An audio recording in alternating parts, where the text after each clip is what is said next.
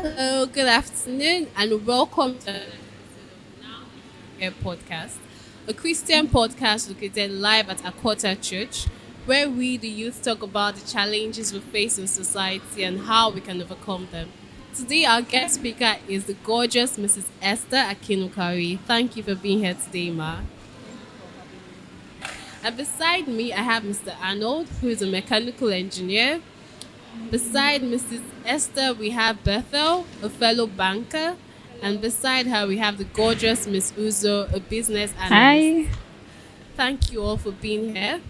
So, jumping right into the topic, yeah, I'm a banker, and with the job comes targets and deadlines that I have to meet. And often I find myself across clients that demand for a sexual relationship along the business I require for them to come with. So it makes me question and ask myself, like, is this the career I really want to thrive in? Is this something I can thrive in? Can I get to the top?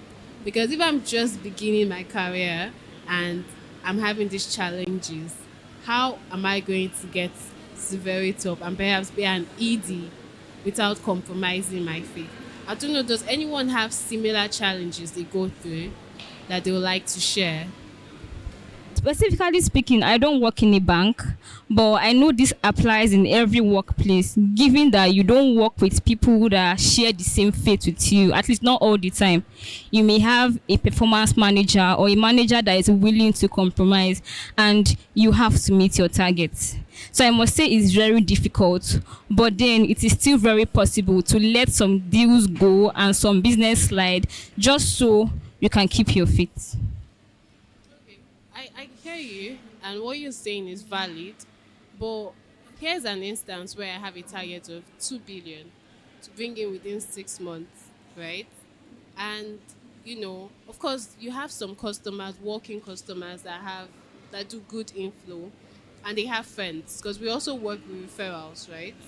So now this customer is now asking for a relationship. In fact, I had to clear him because he has a contact that could be very helpful to me and honorable. So I had to clear him and let him know that I'm not interested in a relationship with you. And if you're not going to do business with me because of this, that's fine. More business will come. But if you're going to share this contact, kindly do so. And if you're not, let me know. He shared the contact, right? But guess what? The contact of the person that he shared turned out to be worse than he is. He's an honorable. So he feels like, how government officials could be. So he's even worse, even more demanding, and is not willing to help out if he supposedly doesn't get what he wants. So now we have scenarios like this, and our targets are not waiting for God's time. I have 6 months target. What if God's time is 9 months? And what if I've gotten like a lot of probation and letters that are saying you're not meeting up to? Do you get what I'm saying? It's like, how do we actually go? Because we see our colleagues that are beating their targets. Matter of fact, they are crushing their targets. They are doing really well, excelling, and of course, the competitive market. Not everyone might be willing to share their secrets with you, but if they do share their secrets and they are involved in what I don't want to be involved in, how can I move further? Okay, so I think there is always the right way. You always have an option to make the right choice. So even at that point where it seems like your colleagues are doing really well, you don't know what they are doing, and that should not even bother you. But it's even for you to even think outside the box. So are there other ways? Who can I speak to? There's no way when you trust God, He does not let us down. You get to meet somebody that can help you, and then somehow you talk to the right person and you are able to meet your targets. So there is still an option you have to make of refusing to compromise. And I think you did the right thing, by the way, by even stepping out from that initial conversation and moving on. Because when you compromise your faith, it always comes back to bite you in some way. Can I comment on this? Okay, so quickly, the question is, why is it that it looks like every man out there wants to have a sexual relationship? Is it that they have had past experiences, or that is what you are presenting to them? Because we here in my own office, we have targets. They tell you, go and get a contract, go and sign a PPA, go and do this. We go in there, we present the best. try to let you know that we are offering you the best service, and we get some of these PPA signed. So why are we not? Yeah, men. I wouldn't say only women face sexual harassment or something, but men do have some issues as well. But we go out and sign some of these deals. So why was it? Is it that you are not putting your best foot forward, or you are just telling them, "Oh, I'm available for this"? And so that should be the question, I think. I think, well, from my observation, whenever I see a woman in a higher rank in the business sector, I actually respect her, because I also observe that men like to undermine women in the workplace. Even I've worked in an organization where the CEO was disrespected by the accountant, and there was a word that came from his mouth. It was like, "I have your type at home. You can't even do anything." This is the CEO, his boss, who he felt is above her because he's simply a man. Most times, if we're being honest, when a man sees a woman, he sees what he can do with her sexually. He doesn't care what's coming out of her mouth. She may be sounding sensible or not. He's not really interested in that. He's just asking himself, can I get that? Can I hit that? Okay, if we can, perhaps we can do business or not. Unfortunately, some people actually compromise and they don't even get the deals. It happens. We can be honest with ourselves and not act like these things are strange things in the society. We know these things happen. We know people they've happened to, and we've seen people that are about to fall into the same trap. So now we're asking ourselves, how can we move forward? Because we all want to succeed. You know, Even the lady that you feel is not offering anything other than her body, if she couldn't offer anything, the organization won't hire her in the first place. They saw what she was selling and said that this person can represent this organization properly. If she couldn't, the organization would find a better replacement. So obviously she has something to offer, but I don't even like to have the belief that, oh, men are sexual animals that can't control themselves. Ladies also have sexual urges, but we are actually even hornier than men, but we have self-control. So I don't buy into the idea of, oh, maybe she's just offering something sexual. She doesn't know her onions, because if she didn't know it, she won't be there. Okay, so I'm actually going to talk outside this sexual thing. I'll talk about meeting up targets. So at some point, I was with a bank, and you have to meet up 15 persons. You have to meet 15 persons in a day, and at the end, you have to submit your report. And I was thinking that my colleagues are actually in the green line, and sometimes I'll see myself yellow, red. How you guys doing this thing? They will be laughing. I said, okay, very good. I had to ask questions, and I started forging results. So because I want to also meet up with my target, I had to forge results. I can decide to stay at home a whole day and not go out, and then I'll forge a result. So this is against Christian faith. If we are going to relate this now to Christian faith, I'm not supposed to. It's should I say it's a sin, because I'm lying. It's actually a lie. I didn't meet up those targets, but I have to submit something because I want to get paid. Now, talking about men being gender biased, in my current job in the bank, in the customer service. So when a man comes, and when you say, oh, next customer, and he comes, you are a lady, you are trying to share your point of, oh, this is how it's supposed to be. They'll say, I beg, I beg, I beg. Where's the manager? Where's the manager? Who is this? Wait, you are not even up to my daughter at home. You are telling me, wait. So when a man comes to approach and say, sir, what, they become calm. So they are now saying a man talking to them. But if it's a woman, you see the ego will just rise with 50 shoulder pad. That who is this one talking now? So that's just my own point about the whole thing. And it's by God's grace that sometimes I'll just hold myself. Look at it, let me just put my shoe and throw it at this person that, who are you that is talking to? If you meet me outside this bank, the both of us will fight though. But I just look at it, and sometimes I just go to the storeroom and I'll start praying. I'll say, God, please just make me calm down. Just help me to calm down. So when I go out, I'll start smiling again. And sometimes at the end, they come and say, oh, sorry about what happened. No, please don't be angry. I'll say, it's okay. No problem. So that's just my own points about this whole thing, and you questioning your faith and holding on to God. But when you talked about targets, right, and lying about targets, you can't do that in my bank, because every morning you are getting a mail, your position. At the end of the day, you are sending your daily reports. So if the daily report you are sending on Monday does not tally with what they are sending to you Tuesday morning, how do you want to explain yourself? You can't lie, oh. And you must turn up to work every day. You will sign in, you go for marketing, you will still come back to the office. Okay, so my own is I was lucky. Should I say that I was lucky because we didn't have to go to the bank every day to sign in Okay. reports.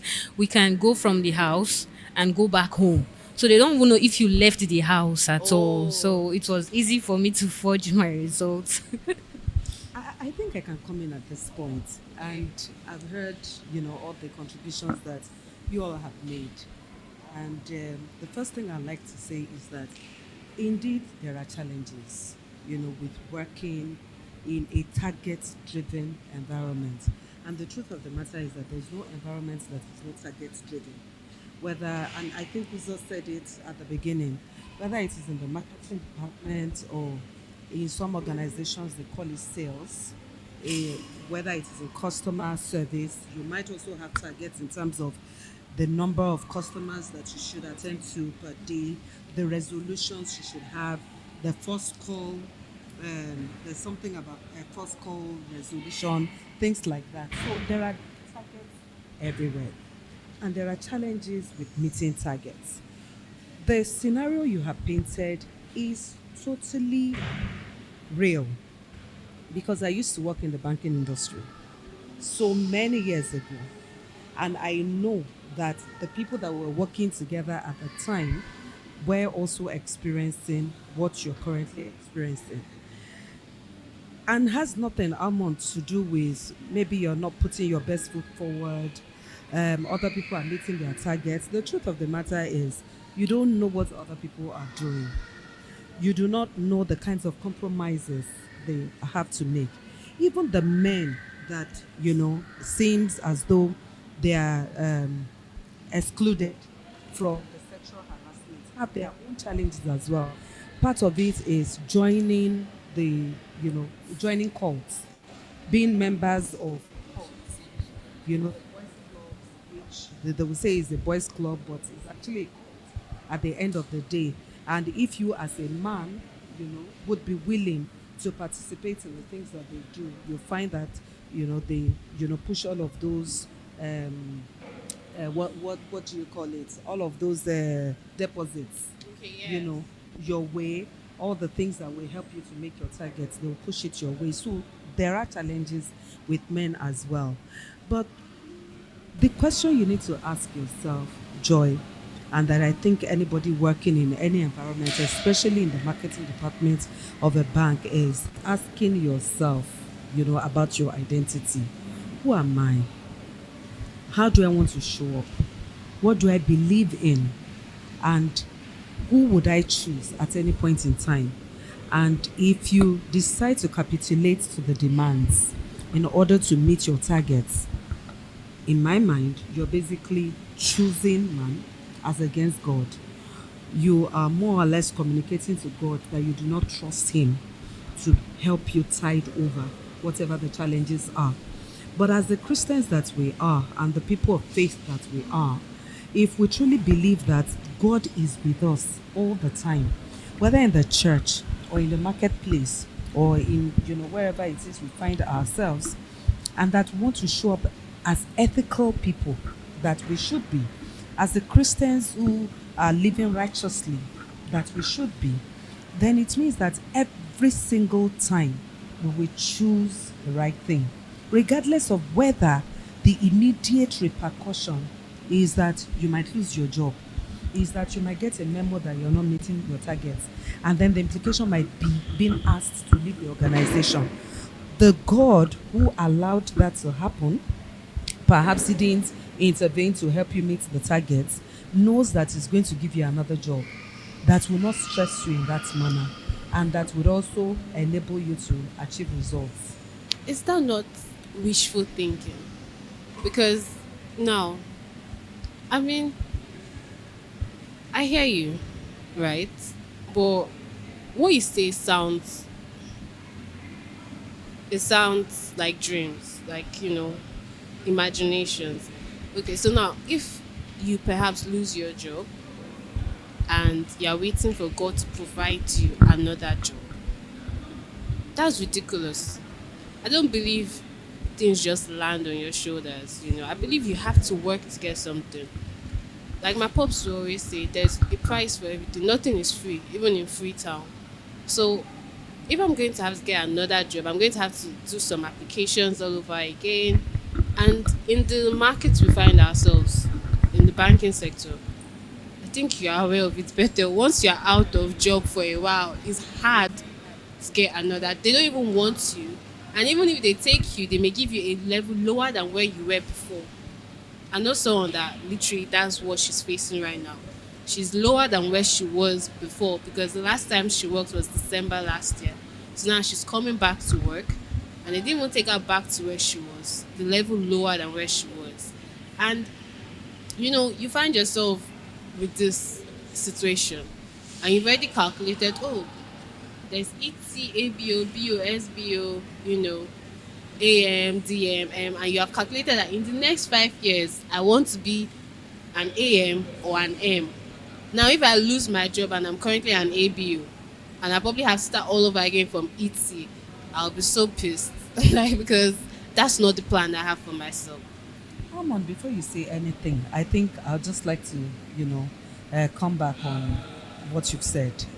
The truth is, there still has to be some sacrifice to be made for your faith. We are living in a sexualized world, whether you believe it or not. And I told you that I had worked in the banking industry for so many years, and I had friends. I wasn't in the marketing department, but there were people who went through what you went through.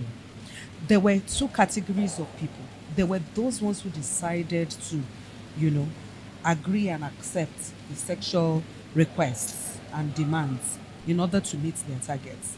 And there were those others who decided that they were more than that and that they were going to keep, true to themselves and to their Christian faith. And a few lost their jobs then, but they were able to get into the banking industry back almost immediately after. When you say you have calculated, ET, ABO, BOS, BOAM, DM, manager, SMPM, AGM, all of the hierarchy within the banking industry, you're basically saying, God, you can stay somewhere out there. I've got this all figured out by myself and for myself. I do not think that you can help me. I'm having all of this demand. So God, please don't step into this matter at all. I'd rather go about it my own way. And if you adopt such an approach and a mindset, unfortunately, God will leave you to your own devices. And what it then means is that you will continue to have all of those requests and you will not be able to come out of them. What some of the people did was to also go back to the organization to talk about the challenges that they were facing with the people who were making those sexual demands and to ask that they intervene. In some instances, the organization could intervene. The more senior people could actually call some of those, potential customers to order. But where it wasn't possible, like Uzo said, it doesn't have to be only this person. Yes, you have 6 months to achieve the targets. And so there's this one person who can give you whatever it is, just like that, on a platter of gold. But is it really on a platter of gold? Something is having to give. But if you are ready to put in the work and the extra effort, you can't actually forget about this individual who wants you to compromise your faith in order to give you whatever, they help you meet your targets, and go to, rather than one person, it might be talking to 10 more people. It might be talking to 20 more people. And as you birth yourself in, the word of God in prayers, we open doors, unless you don't believe the word of God. And I'll very quickly share an example. It might not be a marketing scenario, but it was a scenario in which I was asked to do something unethical. And I needed to do it if I wanted to do it to keep my job. It was a beautiful job. It was a juicy job. It came with all the perks. And they even came to headhunt me in the bank that I was working before that time. But I had to think about it. Is it, if I go in this direction, I will keep my job? If I disobey this instruction, I will lose my job. Head, you lose. Okay, maybe tail, you win. Or head, you win. I'm not. But for me, being a Christian and one who was not want to compromising her faith, I decided to walk out of the job. I didn't even wait until I was terminated because I was not going to fulfill what I was asked to do. I left the job, and that was what got me into LBS at the time to go in as a lecturer. Because by the time I made up my mind that I was going to be righteous and I was not going to be unethical about it, not too long after, they came knocking. Barely a week after I had taken that decision, LBS came to headhunt me. It was going to be a step down. You talked about step down. I was going to get reduced salary. There wasn't going to be an official car. I was not going to get all the perks that I was getting in the banking industry. I was a PM, a principal manager, just a step before AGM. And this was as far back as 2003. So you can imagine how much that was. I gave all up for the sake of the gospel, for the sake of righteousness. I spent 6 years in LBS. Through that place, going into that place, every other thing that God has enabled me to achieve to date is as a result of my time at LBS. But were you truly happy? Because one could see I made myself happy. driven. I made myself happy. And I was happy. And the reason I was happy was because I had chosen God. So that's the reason I asked you earlier, who are you going to choose? Are you choosing God, or you are choosing, So posterity? Not even posterity now, it's prosperity. But it is short-lived prosperity. But if you are choosing posterity, which is God, you are choosing God, you may lose it today, but you will get it back tomorrow. When she talked about having to, forge her numbers and the rest, it's still all part of the challenges of being in the industry. I'm sure she wasn't happy when she was doing that. Were you happy? She was not happy when she was doing it. And which was the reason she needed to leave that environment to then now get into customer service. You exactly.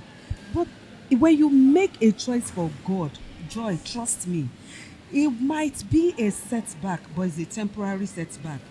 Eventually, you will get to the top.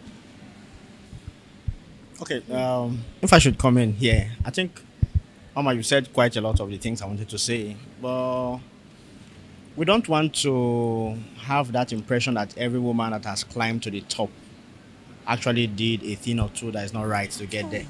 At all. So, but we still, like I said initially, I still feel some people don't take time to develop themselves enough. So, Mama here said something about getting a larger sample size. So, if one person is giving you a problem, talk to 10 more people. How many of these young people out there have actually taken time to further develop themselves? So, okay, like me, I have a challenge in my office. I've been pushed into the business development department lately, and I have to go out there to talk to people about our company and sign in PPAs and stuff. There's this guy that was just giving me trouble for no reason. I just called somebody and complained to him. He said, "Oh, I know he's Oga." I was like, "Really? Okay, let me go and see his Oga." So the guy saw me in his office and I was like, "What are you doing here?" I said, "I came to see your boss." So he called me to the corner. I was like, "Why are you coming to see my boss?" I said, "You don't want to answer me now." I've gotten someone that will take me to your boss. So that's what I've been begging him for. He was instructed to do it for me. So that's why I say sometimes, in as much as we see young men out there who actually think that it's possible to have a sexual relationship with someone who comes to ask for something, some young girls also think that they can actually put this out there and get what they want. And if a man sees that energy, he tries to capitalize on it. See, no man will go after what is not there. If he sees it, if it, just a hint, if it's 5%, sometimes he could throw some passing comments at you to see if you budge. And the moment you give him an impression that, oh yes, I'm 50% in, he will capitalize on it. So, but when he comes and says something, so I actually feel sometimes some ladies are, in quotes, actually putting something out there that is attracting the person. So I don't. blaming the victim.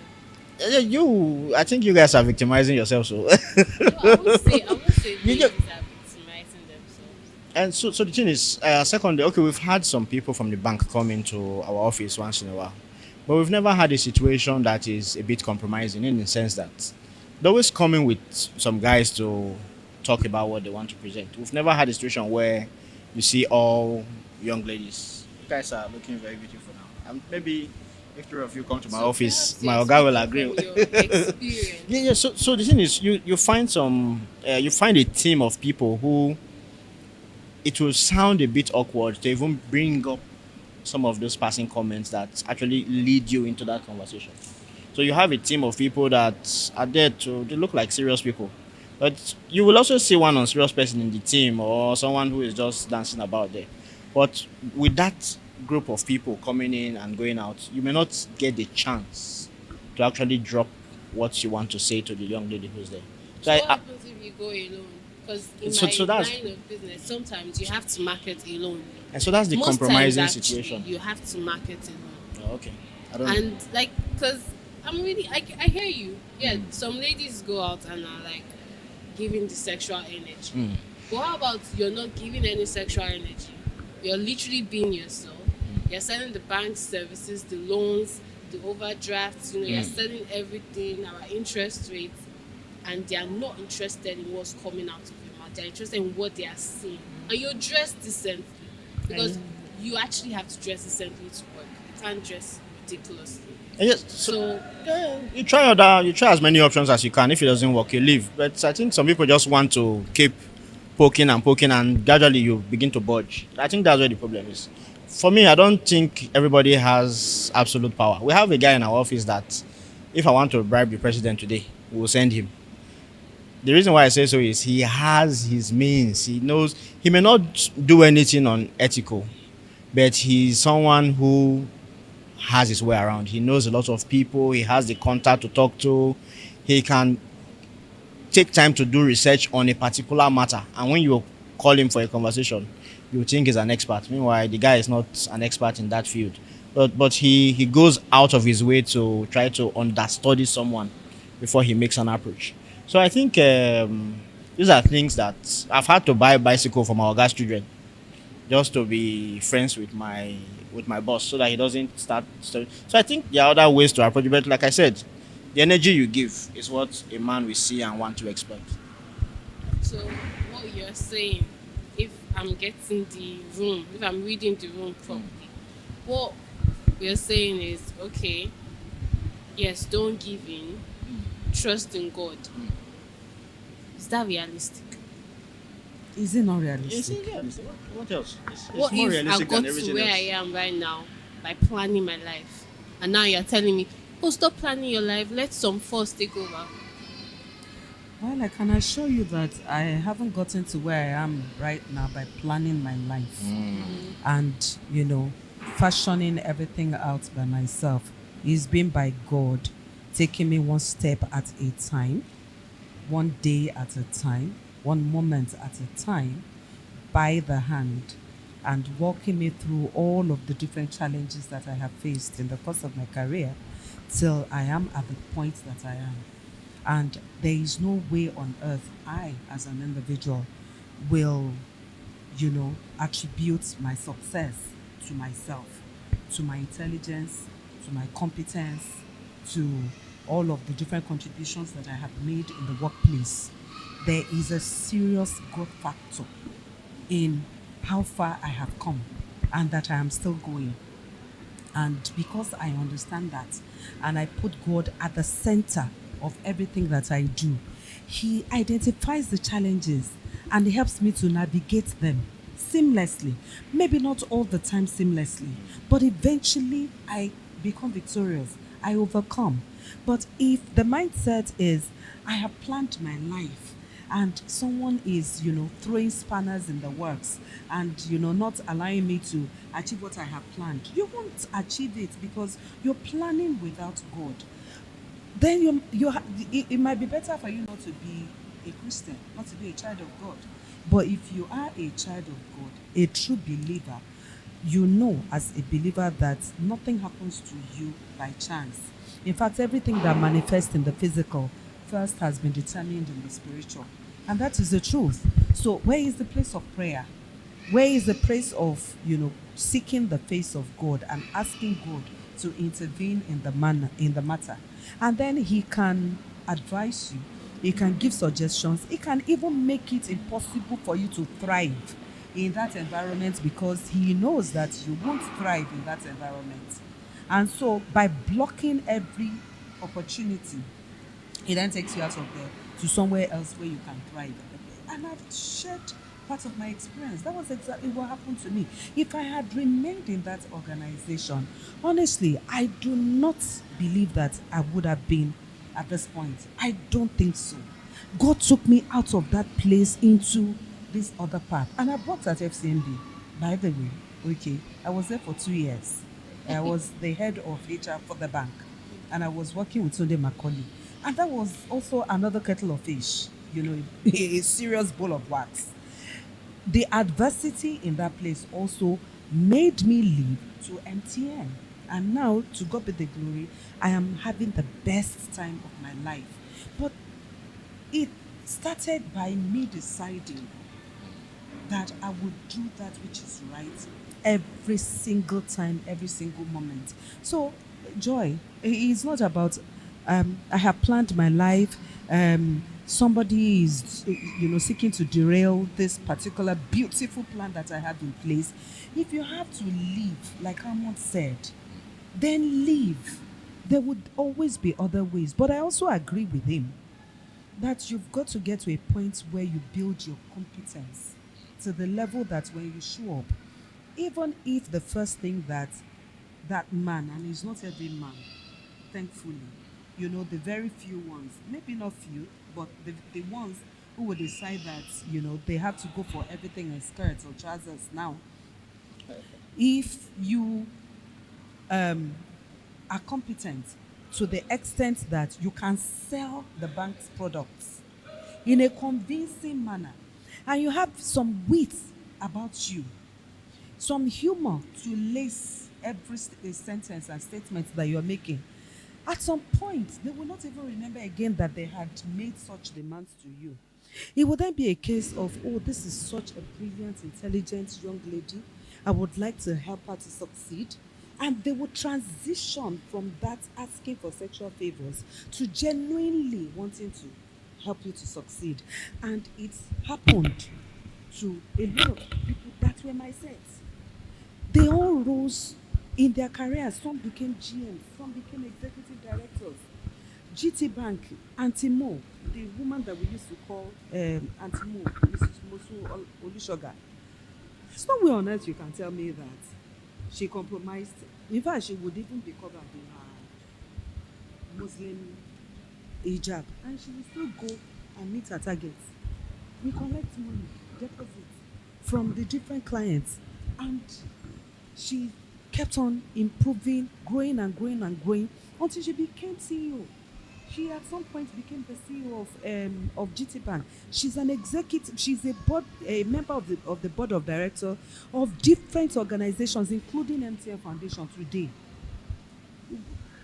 She just decided to put forward her competence, and it wasn't just about the other attributes that she possesses in terms of her sexuality, but her competence, her intelligence, ability to communicate, to use humor, to use wit, and if push comes to shove, be ready to leave. But before you do that, call your boss in as well. You say several times you have to market alone.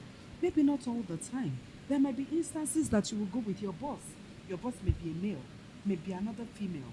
But because that person is likely to be older than you and more experienced and more mature, there is a level of respect that will be accorded to that person. So by the time you go the next time, this individual who sought to compromise you would then have learned that they can't do it because you have brought somebody else to support you.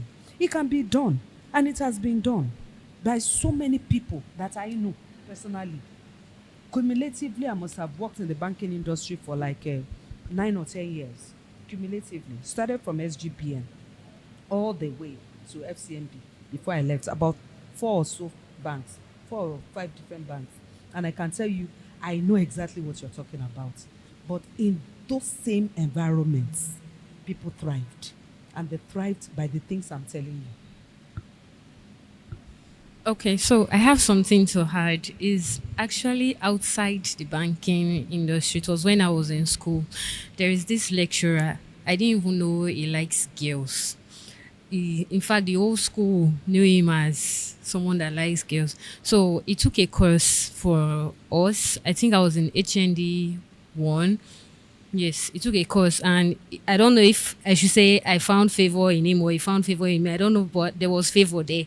So every other person was like, it's like two geles having something to do with this man. And I didn't know that's what he does. I just saw him like someone that, okay, he's a father. I saw him as a father figure. Sometimes I'll go to his office, we'll just sit and chill. So I was not hearing rumors that, this man is carrying girls. So my friend was like, they are thinking this man is having something to do with you. I said, this man has not even said anything like that to me. So I think it's God because he has seen girls, he has asked them out, and I prayed. In fact, my grade then was very low, and I didn't want to graduate with lower because I attended the polytechnic. I said, God, please let me graduate with upper. HND, I graduated with lower. HND, I will still graduate with lower again. I was praying seriously. I don't want to graduate with lower. So God used him to actually upgrade my results. I did my own part by reading. It's not like I just relaxed that, oh, this man has found me worthy to be favored. So let me not even read at all. He's going to give me A. But I pushed for what I wanted and he gave me an A, and that actually boosted my result. So relating it back to marketing based on what Mommy has said earlier, you have to pray and take someone with you. Or I feel prayer is actually the key because sometimes I've actually made mistakes too in my office. There was one time I did one serious mistake. My boss was like, hey, so you did this?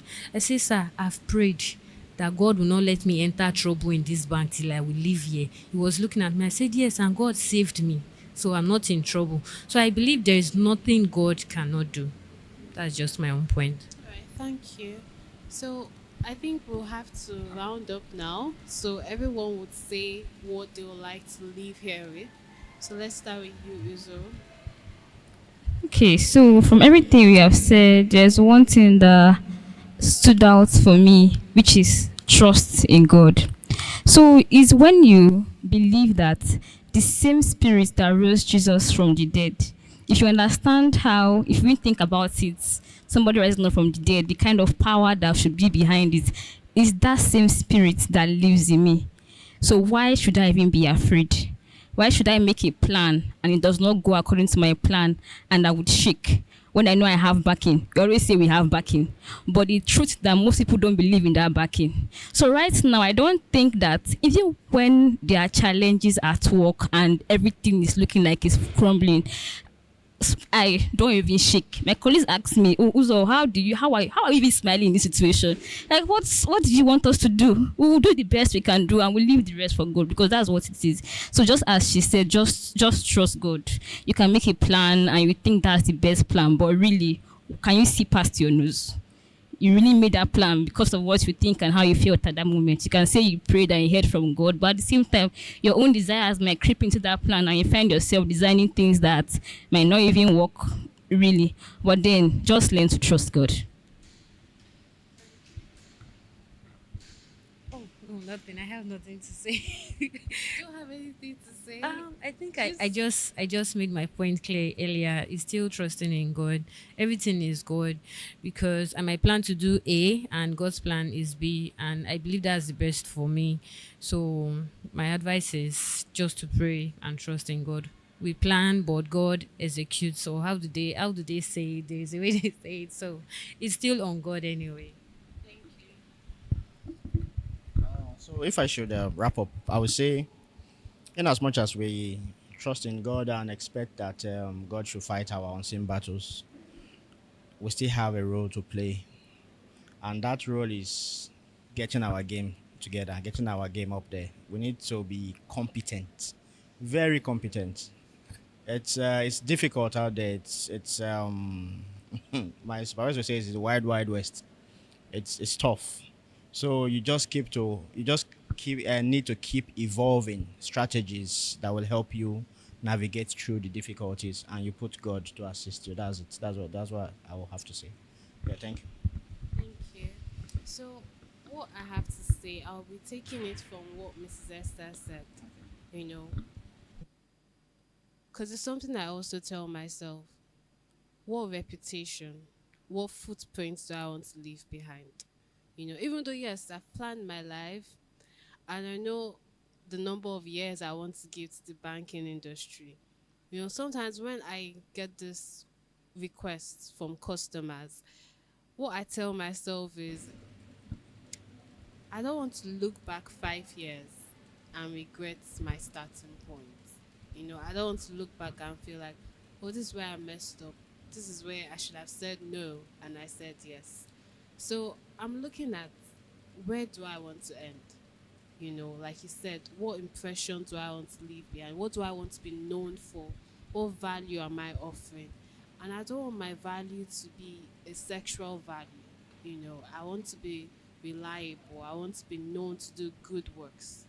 So this has been guiding me through, honestly. And I also think, like everyone has said, I also put in mind that I have to trust God because He's the reason I'm here. So that will be all for me. Would you like to end this for us, Mrs. Esther? Okay, I mean, I'll just say congratulations to all of you because you truly have it figured out. I like the fact that you're children of God, you're believers, your faith is strong, and you said something quite profound right now. I don't want to regret my starting point. And so, for as long as we have that at the back of our minds and we are very clear about the direction we're going with the help of God, we will get there. People have gotten to the top without compromising their faith, and you will not be the exception. So thank you all. Thank you for tuning in. God bless you.